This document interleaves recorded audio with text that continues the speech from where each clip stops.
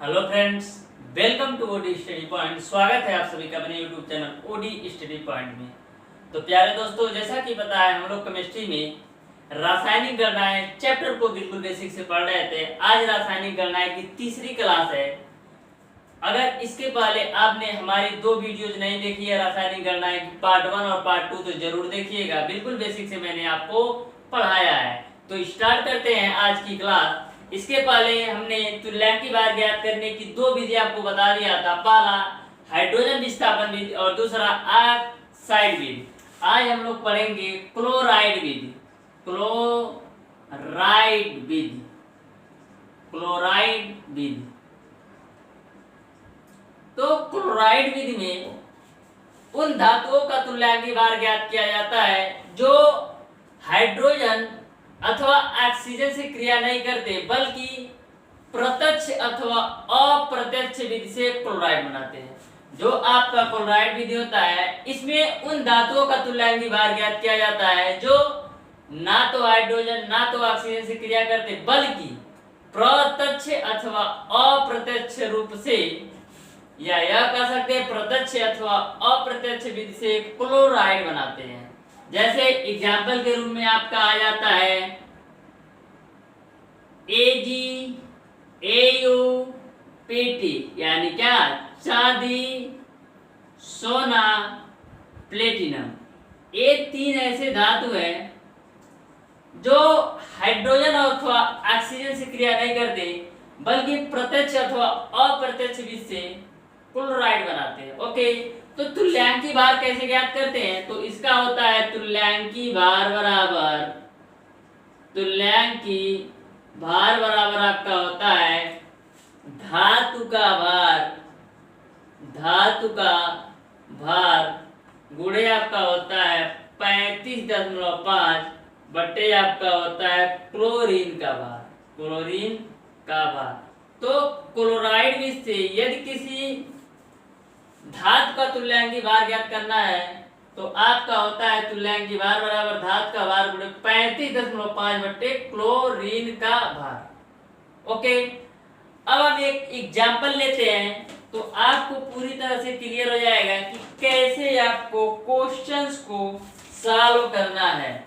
Question आपका इस प्रकार से है, एक तत्व के क्लोराइड में 24.7% धातु है, तत्व का तुल्यांकी भार ज्ञात कीजिए। ऑप्शन ए आपका दे दिया है 15, ऑप्शन बी आपको दे दिया है 11.6, ऑप्शन सी आपको दे दिया है 15.9 और ऑप्शन डी आपको दे दिया है 10.5।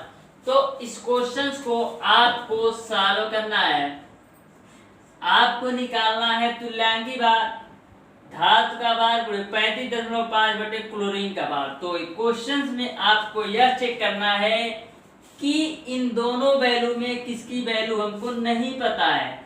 तो धातु का भार आपको दे दिया गया है 24.7%, को 100 से गुणा करेंगे तो 24.7 आएगा, गुणे 35.5 बटे। अब आपको चाहिए क्लोरीन का भार, तो आप क्लोरीन का भार निकाल लीजिए। देखिए कैसे निकालते हैं क्लोरीन का भार। जो आपका क्लोरीन का भार होता है 100 माइनस धातु का भार, यानी 100 में से यदि आप धातु का भार घटा देते हैं तो आपको क्लोरीन का भार निकल जाता है। तो 100 माइनस 24.7 तो घटाएंगे तो आपका हो जाएगा 75.3। ओके, तो क्लोरीन का भार रख दीजिए 75.3। अब इसको आपको सॉल्व करना है। ओके, तो इसको आपको सॉल्व करना है। मैं इसको सॉल्व इसलिए नहीं करा रहा हूं क्योंकि अगर मैं आपको सॉल्व करवाऊंगा तो वीडियो ज्यादा लंबा हो जाएगा, इसलिए मैं सॉल्व करके मैं ऑलरेडी रखा हूं। इसका आंसर होगा 11.64। इस तरीके से आपका ऑप्शन नंबर बी सही हो जाएगा। आप ऑप्शन नंबर बी के साथ चले जाएंगे। बस आपको तरीके समझना है कि किस तरीके से न्यूमेरिकल को सॉल्व करना है। आपसे आपके एग्जाम में कभी भी फार्मूला नहीं आता है, बस आपको कॉन्सेप्ट और ध्यान में रखना है कि क्लोराइड विधि में या किसी भी विधि में कैसे फार्मूला होता है, बस उस तरीके से आप न्यूमेरिकल को सॉल्व करिए, न्यूमेरिकल ही पूछे जाते हैं। ओके, चौथी विधि है धातु विस्थापन विधि में। धातु विस्थापन विधि में क्या होता है, जब अधिक धन विद्युतीय धातु को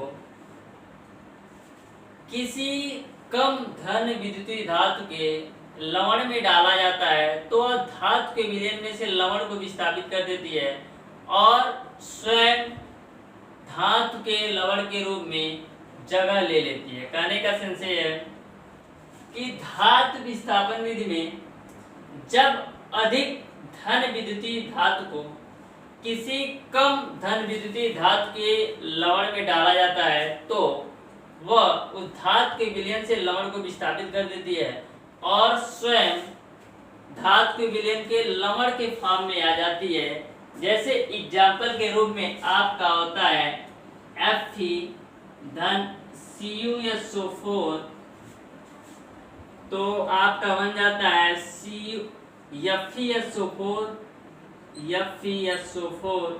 धन का Cu। इसमें क्या हो रहा है, जो अधिक धन विद्युतीय धातु है वह कम धन विद्युतीय धातु को लवण को प्रतिस्थापित कर दे रही है और स्वयं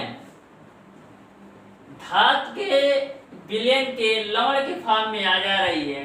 तो इस तरीके से धातु विस्थापन विधि होता है, जो कि कॉपर धातु जो होता है आयरन के जगह पर और जो आयरन धातु होता है वो कॉपर की जगह पर।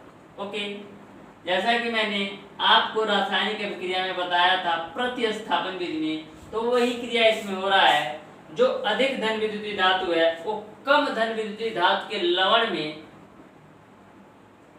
डाली जाती है तो वह धातु के विलयन में से लवण को प्रतिस्थापित कर देती है और स्वयं लवण के फॉर्म में आ जाती है, जैसा कि मैंने आपको एग्जाम्पल बताया।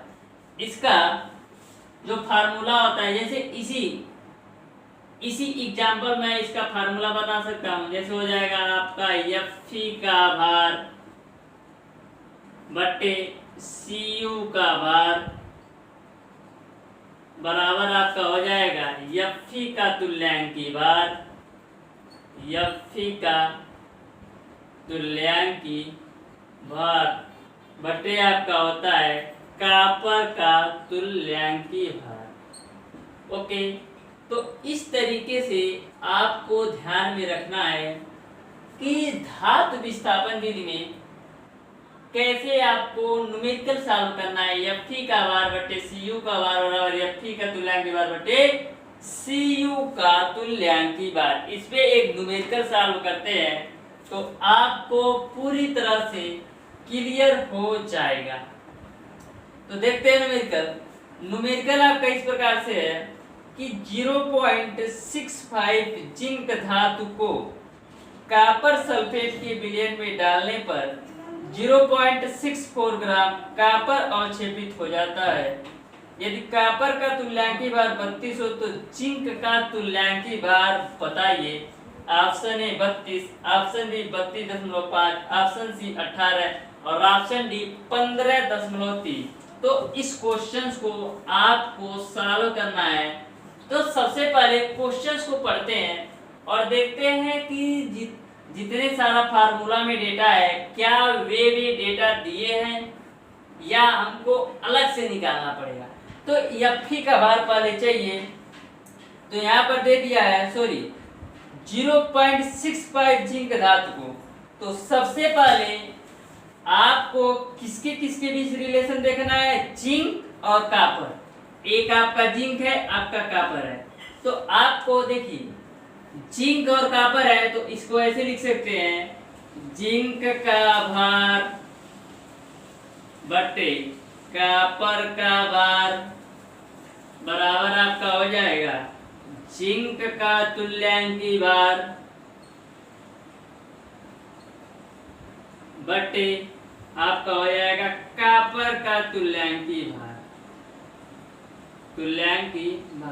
तो आपको कंफ्यूज नहीं होना है कि आपने तो Fe और कॉपर को लेकर बताया था, आप किसी को भी ले सकते हैं। जैसे यहाँ पर जिंक और कॉपर आया तो जिंक ऊपर कॉपर नीचे, जिंक ऊपर कॉपर नीचे, बस यहीं पर।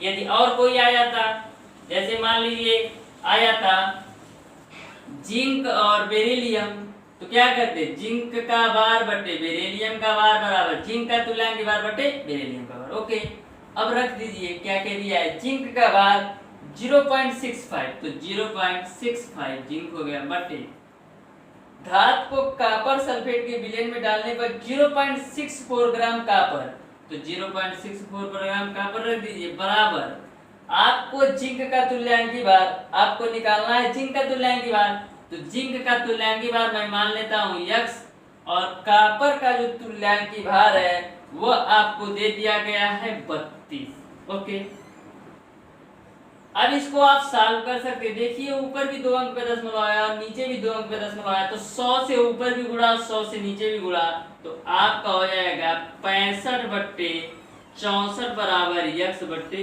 32, 32 दूना 64, तो आपका x बराबर हो जाएगा 65 बट्टे का 2, तो 2 3 6, 2 दूना 4, 2 25 10, यानी 32.5 आपके जिंक का तुल्यांकी भार आ जाएगा।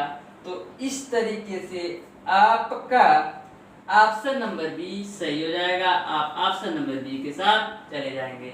आशा करते हैं दोस्त आपको समझ में आया होगा।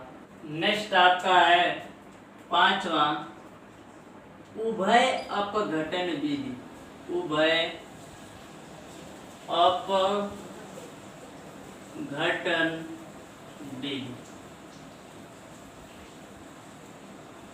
तो समझिएगा उभय अपघटन विधि क्या होता है।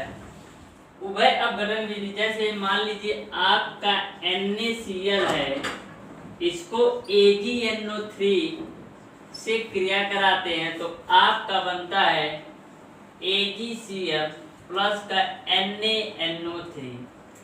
तो जब आप सोडियम क्लोराइड को सिल्वर नाइट्रेट के साथ क्रिया कराते हैं तो जो आपका AgCl अवक्षेपित होता है, तो उभय अपघटन विधि का प्रयोग वहां पर होता है जब किसी विलयन का किसी दूसरे विलयन के साथ क्रिया कराते हैं तो आपका कोई ना कोई यौगिक अवक्षेपित होता है, तो ऐसी कंडीशन में उभय अपघटन विधि का प्रयोग करते हैं।